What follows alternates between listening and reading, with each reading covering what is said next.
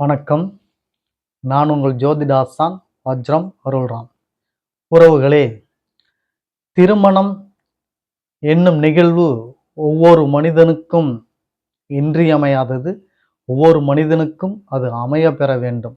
திருமண வாழ்க்கை நிறைய பேருக்கு தட்டி போகின்றது, அதாவது தாமதமாகி வருகின்றது. சிலருக்கு திருமண வாழ்க்கை அமைவு பெறாமலே போயும் விடுகிறது. இவைகள் என்னை பொறுத்தமட்டிலும் தோஷம் அவரது கர்மவினைக்கேற்றவாறு பிராப்தத்தின் அடிப்படையில் நடைபெறுகிறது என்று வைத்துக்கொண்டாலும், எவருக்கும் அதுபோன்ற தோஷமும் அதுபோன்ற நிகழ்வும் இருக்கக்கூடாது என்றுதான் நான் இறைவனை பிரார்த்தனை செய்து கொண்டு வருகிறோம்.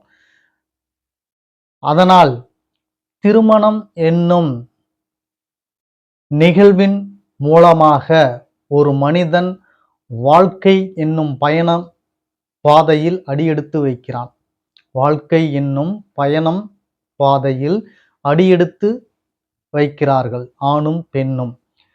அப்பேற்பட்ட திருமண வாழ்க்கை முக்கியத்துவம் பெற்றது. இந்த முக்கியத்துவம் பெற்ற திருமண வாழ்க்கையை பொருத்தம் பார்த்து அவர்களை திருமணம் செய்து வைக்கிறீர்களா?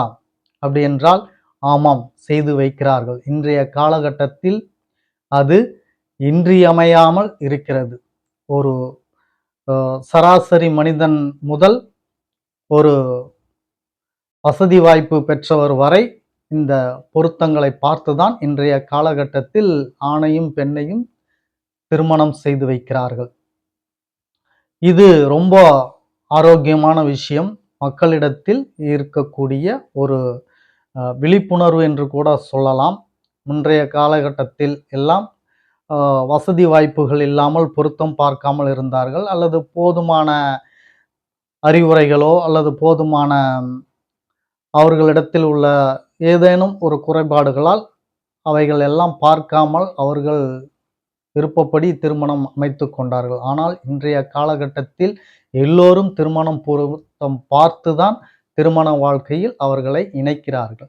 சரி, இந்த திருமண பொருத்தம் என்பது சரியாக பார்த்து அவர்களை திருமண வாழ்க்கையில் இணைக்கிறீர்களா? அதுதான் என்னுடைய கேள்வி. திருமண பொருத்தம் சரியாக பார்த்து அவர்களை திருமண வாழ்க்கையில் இணைக்கிறீர்களா? ஏன் என்று கேட்டால், அப்படி சரியாக திருமண பொருத்தம் பார்த்து இணைக்கும் பொழுது அவர்களுடைய வாழ்க்கையில் பிரச்சனைகளும், விவாகரத்து, சிலர் உயிரை கூட நீப்பதற்குண்டான நிகழ்வுகள் எல்லாம் நாம் பார்த்து கொண்டுதான் இருக்கிறோம். செய்தித்தாள்கள் மூலமாக அல்லது காணொளி வாயிலாக பார்த்து கொண்டு தெரிந்து கொண்டுதான் இருக்கிறோம். ஏன் இந்த நிலைப்பாடு என்று நான் கேட்கிறேன். நீங்களே எங்களை கேட்டால் நாங்கள் யாரை கேட்பது என்று நீங்கள் கேட்பது புரிகிறது. அதாவது என்ன சொல்ல வருகிறேன் என்றால், திருமண பொருத்தம் பார்க்கும் நிலை நிறைய நிலைப்பாட்டோடு அது இருக்கிறது.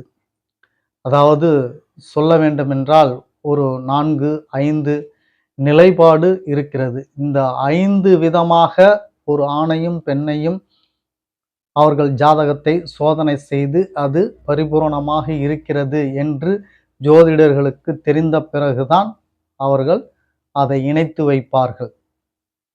இதுதான் ஜோதிட நியதி, ஜோதிடர்களுக்குண்டான நியதி. அப்படி இருந்தும் ஏன் பிழைகள் வருகிறது என்று நாம் பார்ப்பதற்கு முன்னால், புதிதாக நமது சேனலை பார்த்து கொண்டிருக்கும் உறவுகளே, நமது சேனலை நீங்கள் உங்களது சொந்தம், பந்தம், அக்கம் பக்கத்தில் உள்ளோர், நண்பர்களிடம் எடுத்து சொல்லி நமது சேனலை சப்ஸ்கிரைப் செய்ய சொல்லுங்கள். காரணம், நாம் ஸ்ரீ ஜெயகௌரி ஜோதிடாலயம் நிறுவனம் ஒன்றை நடத்தி கொண்டு வருகிறோம். அந்த நிறுவனத்தின் வழியாக இல்லாதவர்களுக்கும், இயலாதவர்களுக்கும், ஏழை எளியவர்களுக்கும் நம்மால் முடிந்த உதவிகளை செய்து கொண்டு வருகிறோம். ஆலய பணிகளிலும் மேற்கொண்டு வேள்வி, ஹோமம் இது போன்ற நிகழ்வுகளையும் நாம் நடத்தி கொண்டு வருகிறோம், செய்து கொண்டு வருகிறோம். இதன் மூலமாக கிடைக்க பெறக்கூடிய நற்பலன்கள், அதாவது புண்ணியங்கள், நமது கௌரி ஆன்மீக சேனலின் பார்வையாளராக இருக்கக்கூடிய உங்கள் ஒவ்வொருவருக்கும் கிடைக்கப்பெற வேண்டும் என்ற எண்ணத்தில்தான் அவ்வாறு சொல்கிறேன். உறவுகளே, முதலில் நீங்கள் நமது சேனலை சப்ஸ்கிரைப் செய்து கொள்ளுங்கள். அருகில் இருக்கக்கூடிய பெல் பட்டனை ப்ரெஸ் பண்ணிக்கோங்க. அப்பனாதான் நம்ம வீடியோ எது போட்டாலும் உங்களுக்கு வரும், நீங்கள் பார்க்க முடியும். லைக் பண்ணுங்க, ஷேர் பண்ணுங்க. இப்போ பதிவுக்குள்ளார போகலாம் வாங்க உறவுகளே.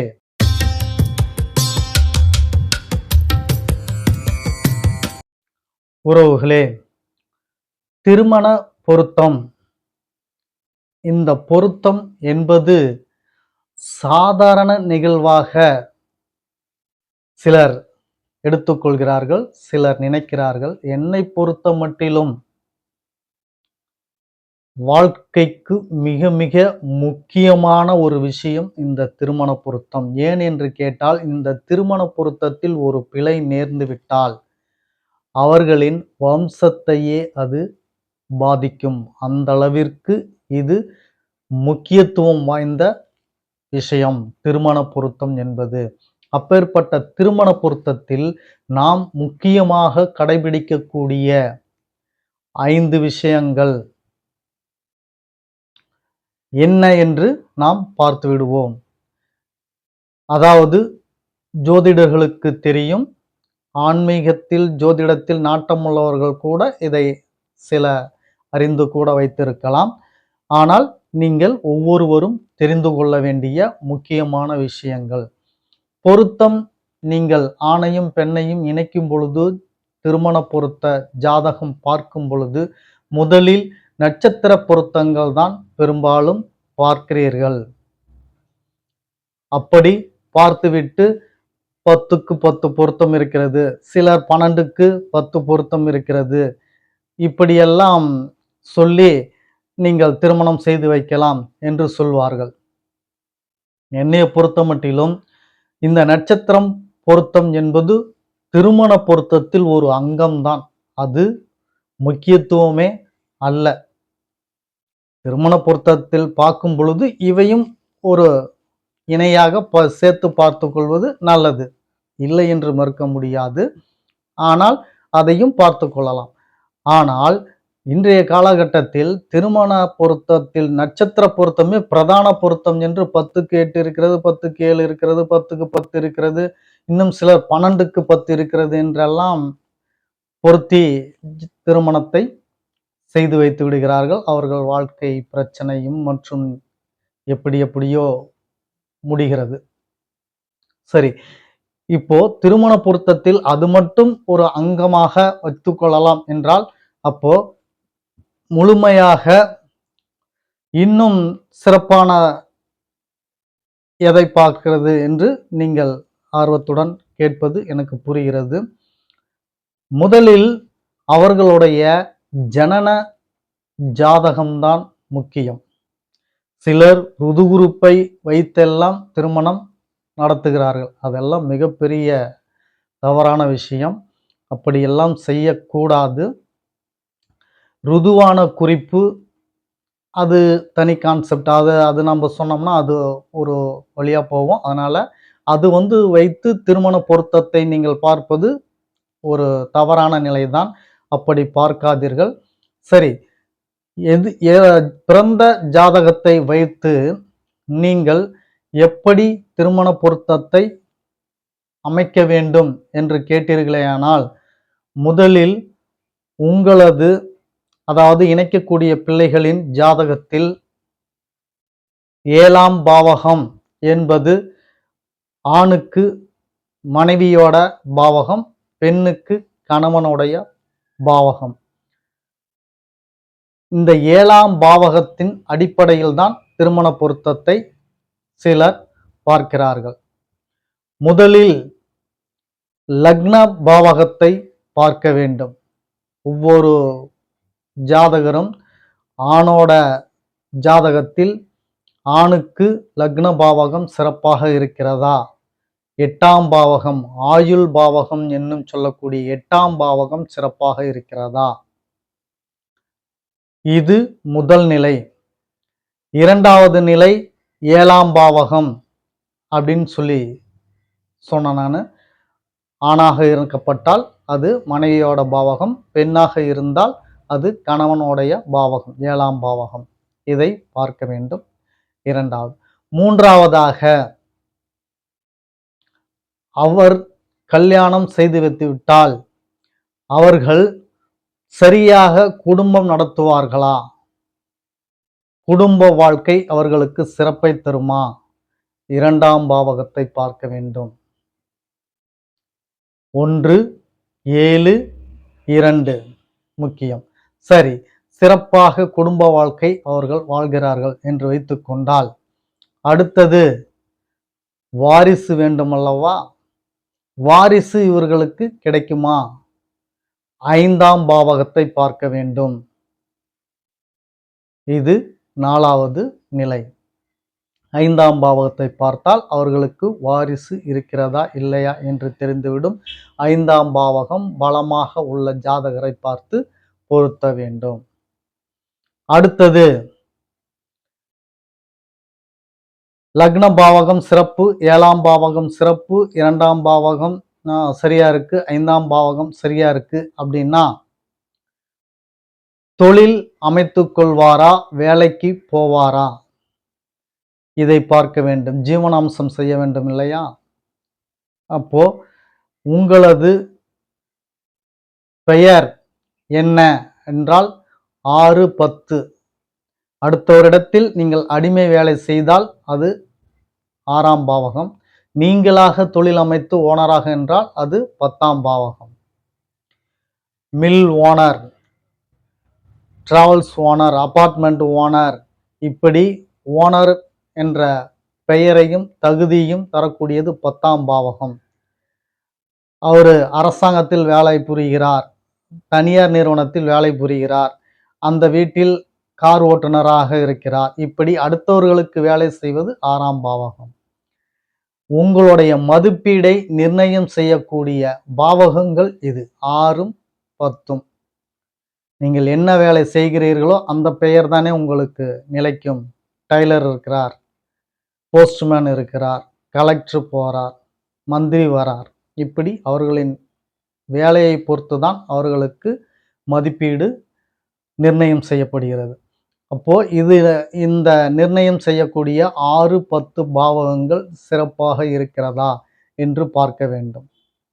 இப்படி இந்த 5 நிலைகளிலையும் நீங்கள் ஜனன ஜாதகத்தை வைத்து அவர்களுக்கு சிறப்பாக இருக்கிறதா என்று பார்த்து ஒரு தம்பதிகளை நீங்கள் இணைத்து வைத்தால், அந்த தம்பதிகள் வாழ்நாள் முழுவதும் மகிழ்ச்சியோடும் சந்தோஷமுடனும் நிம்மதியுடனும் ஆரோக்கியத்துடனும் வம்ச வாழையடி வாழையாக அந்த குலம் விருத்தியடைந்து வளரும். இதில் எந்த விதமான சந்தேகமும் உங்களுக்கு வேண்டாம். இப்படித்தான் திருமண பொருத்தம் பார்க்க வேண்டும். இதோடு முடிந்து விடுவது அல்ல. திருமண பொருத்தம் பார்த்த கையோடு முகூர்த்த தேதி அதுவும் சிறப்பான நிலையாக குறிக்க வேண்டும். முகூர்த்த தேதி எப்படி குறிக்க வேண்டும் என்பதை அது இன்னொரு பதிவில் பார்க்கலாம். முகூர்த்த தேதியை குறித்துவிட்டு அதோடு வாழ்க்கை சிறப்பாக அமைந்துவிடும் என்று நினைத்து விடாதீர்கள். அதைவிட முக்கியமான ஒரு முகூர்த்தம் இருக்கிறது, சாந்தி முகூர்த்தம். இந்த சாந்தி முகூர்த்தம் குறிக்கக்கூடிய ஜோதிடர் மகான் என்று கூட சொல்லலாம். அவ்வளவு உன்னதம் வாய்ந்த நிலை அது. ஏனென்றால் உங்களது வம்சத்தை தழைக்க வைக்கக்கூடிய, ஆய்வு செய்து பார்த்து அந்த முகூர்த்தத்தை குறிக்கக்கூடியவர் மகான் என்று கூட நீங்கள் சொல்லலாம், தவறில்லை. அப்படி அவர் குறித்து தந்துவிட்டால் அந்த நேரம் சரியான நேரம். எண்ணி 10வது மாதத்தில் உங்கள் வீட்டில் வாரிசு மழலை தவழும். அது சாந்தி முகூர்த்தத்தின் நிலைப்பாடு. முகூர்த்தம், சாந்தி முகூர்த்தம் இவை இரண்டும் சிறப்பாக உங்களுக்கு அமைய வேண்டும் என்றால் நான் சொன்ன திருமண பொருத்தம் உங்களுக்கு சிறப்பாக இருக்க வேண்டும். அதை நீங்கள் சிறப்பாக அமைத்து விட்டாலே சுப முகூர்த்தமும் சாந்தி முகூர்த்தமும் உங்களுக்கு சுபமாக அமைய ஜோதிடர்கள் கண்டிப்பாக வழிவகை செய்து தருவார்கள். இப்பேற்பட்ட மகத்துவமான விஷயத்தை இன்றைய நாளில் நீங்கள் தெரிந்து கொண்டிருப்பீர்கள். மிக மகிழ்ச்சியாக இருக்கும் என்று நம்பிக்கையில் நானும் இப்பேற்பட்ட விஷயத்தை உங்களுக்கு தந்ததில் மகிழ்ச்சியோடு மீண்டும் அடுத்த பதிவில் உங்களை சந்திக்கும் வரை உங்களுக்கு ஏதேனும் சந்தேகம் இருந்தால் கீழே கமெண்ட்ல தெரிவியுங்கள். அதே மாதிரி எந்தவித சந்தேகமா இருந்தாலும் கமெண்ட்ல போடுங்க. சிலர் பர்சனலாக அலைபேசியில், மெயில்ல இப்படிலாம் சொல்லிட்டு இருக்காங்க. முடிந்த அளவுக்கு கமெண்ட்ல போடுங்க. பர்சனல்னா நீங்க அலைபேசியிலோ, மெயில்லையோ கொடுங்க. எந்த விதமான தவறும் இல்லை. உங்களுக்கு அடுத்த பதிவில் நான் சந்திக்கும் வரை நன்றி, வணக்கத்தை சொல்லிக்கிறேன் உறவுகளே.